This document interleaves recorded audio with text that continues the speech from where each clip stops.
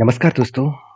देखिए, मैं जब आपको अदित ज्वेलरीज आईपीओ के बारे में चर्चा किया था, तब मैंने आपको बताया था कि कंपनी के ऊपर 30% से भी ज़्यादा लिस्टिंग गेन होने के चांसेस है। और उसी तरीके से लिस्टिंग गेन आपको देखने को मिला इस कंपनी के ऊपर। अगर डेटा पॉइंट ऑफ बेसिस में देखेंगे, तो आपको एक अच्छा खासा लिस्टिंग गेन देखने को मिलेगा इस कंपनी का। तो कितना लिस्टिंग गेन हुआ था? चलो एक बार मैं आपको ग्रे मार्केट पीएम से दिखा देता हूँ, ये कंपनी कितना लिस्टिंग गेन किए थे। तो देखिए, ध्यान से देखना, कंपनी का लिस्टिंग गेन हुआ था करीबन करीबन 35%। तो जब मैंने इसके ऊपर डिटेल्स में आपको वीडियो करके शेयर किया था, तब मैंने आपको बताया था कि कंपनी के ऊपर अच्छा खासा धमाका देखने को मिलेगा। तो फाइनली उसी तरीके से धमाका हुआ है। तो और एक कंपनी का आईपीओ आने वाला है, जिसका नाम आप सभी जानते हैं, एसबीआई की तरफ से एसबीआई म्यूचुअल फंड्स। तो एसबीआई जो म्यूचुअल फंड्स है, इसी कंपनी के आईपीओ आने वाला है। तो आप देख सकते हैं एसबीआई फंड्स मैनेजमेंट आईपीओ। तो ये बेसिकली एसबीआई का ही एक म्यूचुअल फंड कंपनी है। इसका आईपीओ ओपन हो चुके हैं 14 तारीख से। 16 तारीख इसका लास्ट डेट है। और कंपनी के प्राइस में रखा गया है 545 से लेकर 575 के आसपास। तो कंपनी का कोई छोटा मोटा कंपनी है नहीं, करीबन 1,16,900 करोड़ का कंपनी है। तो पूरा डिटेल्स में इस कंपनी के बारे में डिस्कशन करूंगा और मैं बताऊंगा लास्ट में इस कंपनी के ऊपर मेरा व्यू क्या है और कितना लिस्टिंग होने का चांसेस है। देखिए, पूरा जो व्यू मैं आपके साथ शेयर करूंगा वो मेरे ओपिनियन है। प्लीज ब्लाइंडली किसी को फॉलो मत करना। एक बार आपका खुद का ओपिनियन को यूज करके आप काम करना। तो चलो एक एक करके सारे पॉइंट्स देख लेते हैं। सबसे पहले कंपनी का बिजनेस मॉडल समझ लेते हैं। अगर मैं एसबीआई म्यूचुअल फंड्स के बिजनेस मॉडल समझूं, तो आप देख सकते हैं 1992 में कंपनी स्टार्ट हुआ था और एक लार्जेस्ट एसेट मैनेजमेंट कंपनी है। मतलब इंडिया के टॉप 3 रैंकिंग में कंपनी का नाम आता है। तो द कंपनी मैनेजमेंट, आप देख सकते हैं the win known SBI mutual funds. तो एक्चुअली जो एसबीआई मतलब फंड्स मैनेजमेंट कंपनी है, वो एसबीआई म्यूचुअल फंड्स का ही एक सब्सिडरीज कंपनी है। तो basically state bank of India इसका पेरेंट कंपनी है, आप सभी जानते हैं। तो कंपनी के टोटल, कंपनी जो मैनेज कर रहा है फंड को, करीबन 16,32,000 करोड़ का टोटल एसेट को मैनेज कर रहा है। तो कोई छोटा मोटा तो एसेट को मैनेज नहीं कर रहा है। आप बात को समझिए यहाँ पे। तो इस कंपनी के अंदर आप देख सकते हैं यहाँ पे अलग अलग कैटेगरीज के प्रोडक्ट के ऊपर काम किया जाए, जैसे इक्विटीज हो गया, इक्विटीज फंड हो गया, डेट फंड हो गया, साथ ही साथ हाइब्रिड फंड हो गया, तो उसके साथ ईटीएफ हो गया, और साथ ही साथ पोर्टफोलियो मैनेजमेंट सर्विसेज हो गया, मतलब पीएमएस हो गया।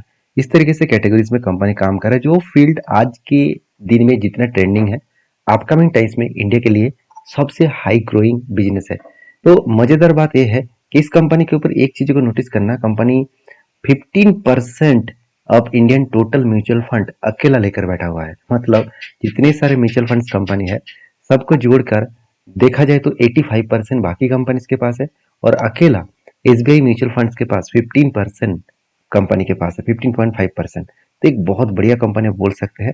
करीबन 16.05 मिलियन इन्वेस्टर इस म्यूचुअल फंड के माध्यम से काम करते हैं। तो एक अच्छी बात यह है कि टोटल इस मैनेजमेंट जो मतलब डाइवर्सिफाइड करके रखे हैं पोर्टफोलियो 126 म्यूचुअल फंड्स के स्कीम के माध्यम से। मतलब जो ये जो कंपनी के अंदर जो मतलब फंड मैनेज किया जा रहा है, करीबन 126 म्यूचुअल फंड मैनेज किया जा रहा है, जिसके माध्यम से कंपनी इक्विटीज को, डेप्ट फंड्स को, साथ ही साथ आप देख सकते हैं एवरेज फंड्स को, एक्सचेंज ट्रेडेड फंड, ईटीएफ को, इंडेक्स फंड, ओवरसीज फंड और लिक्विड फंड, इस तरीके से एक प्रोडक्ट के ऊपर काम कर रहा है। तो कंपनी के बिजनेस मॉडल आपको समझ में आ चुके हैं, और एक स्ट्रॉन्ग बिजनेस मॉडल है। क्योंकि उस पहली टाइम जब आईसीआईसीआई का ही same to same mutual funds आया था, तब भी मैंने आपको बताया था कि एक धमाका करने वाला है। आज जाकर देख लेना वो आईसीआईसीआई म्यूचुअल फंड्स कहाँ पे चल रहा है। तो उसी तरीके से एसबीआई का आ रहा है, तो ये भी एक बहुत बढ़िया धमाका कंपनी होने वाला है। तो कितना धमाका करने वाला है, चलो कंपनी का फाइनेंशियल डिटेल्स देखने से ही पता चल जाएगा। अगर कंपनी के एसेट के बारे में बात करूं, तो कंपनी के एसेट लगातार बढ़ता देखने को मिले। तो 2026 में थोड़ा सा एसेट कम हुआ, मगर टोटल कंपनी के जो सेल्स है, मतलब इनकम है, वो लगातार इंक्रीज होता देखने को मिला है। तो यहाँ पे देख सकते हैं एसेट जो कंपनी की इनकम जो है वो लगातार बढ़ता हुआ देखने को मिले। उसी तरीके से कंपनी का टैक्सेस पेमेंट करने के बाद हाथ में जो प्रॉफिट आया, वो 2000 करोड़ से सीधा सीधा 3000 करोड़ बन चुका है। मतलब लास्ट 2 ईयर्स में कंपनी अच्छा खासा एक जर्नी दिखाया, और हर साल कंपनी 500 करोड़ के से भी ज्यादा प्रॉफिट को जनरेट कर रहा है। और अच्छी बात यह है कि कंपनी का जो कर्जा है वो ना के बराबर है। तो किस तरीके से आपको पता चलेगा ना के बराबर है? अगर आप यहाँ पे देखें कि कंपनी का टोटल डेब्ट जो है वो इनकम के तुलना से 10% कम है, तो एक अच्छी बात है, कंपनी का अच्छा खासा लिस्टिंग देखने को मिला। तो देखिए, पहले ही जो कंपनी इस फील्ड का, पहले ही 2 कंपनी मार्केट में लिस्टेड है, एक है आईसीआईसीआई पोटेंशियल, जिसके ऊपर मैंने आपको वीडियो बना के शेयर किया था, और उसके साथ साथ आप कनारा, आप देख सकते हैं रेबिको एसेट मैनेजमेंट। दोनों कंपनी जब लिस्टिंग हुआ था, एक बढ़िया लिस्टिंग देखने को मिला, आईसीआईसीआई का 19% और कनाडा का 12%। तो मुझे लगता है जो एसबीआई म्यूचुअल फंड है, इसका भी 20% के आसपास, 15 से 20% के ऊपर लिस्टिंग देखने को मिल सकता है। तो ये बात मैं क्यों बता रहा हूँ, चलो कुछ प्रूफ में आपको अभी दिखाऊंगा। जैसे आरओसी कंपनी का बेस्ट है, साथ ही साथ ईबिटा मार्जिन तो कहने का कुछ जरूरत नहीं है। कंपनी का अर्निंग पर शेयर 15 है, जो मुझे थोड़ा सा वीक लगा। आप कहेंगे सर 15 है, वीक कैसे बता रहा है? चलो मैं आपको वो भी प्रूव करके दिखा रहा हूँ। उससे पहले पी रेशियो को देख लीजिए 38। तो मैं प्रूव कैसे करूंगा? मुझे देखना है कि कंपनी जिस फील्ड में काम कर रहा है, उस फील्ड में बाकी जो कंपनी है, जो कंपटीटर है, क्या उसका भी अर्निंग पर सेम है? चलो वो भी आपको दिखा देता हूँ। अगर वो डेटा देखे तो देखिए इस फील्ड में आईसीआईसीआई पोटेंशियल है, एचडीएफसी एसेट मैनेजमेंट है, निप्पॉन है, आदित्य बिरला है, यूटीआई है।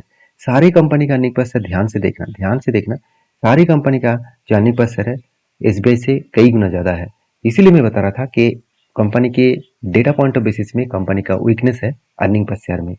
तो कंपेयर करके अगर देखा जाए तो कंपनीज के अर्निंग पर शेयर तो कम है, मगर कंपनी का पी रेशियो सस्ता है, क्योंकि बाकी कंपनी से कंपेयर किया जाए तो बाकी कंपनीज के पी रेशियो जितना है, एवरेज है करीबन 42 के आसपास, और कंपनी के खुद के पी रेशियो है 38 के आसपास।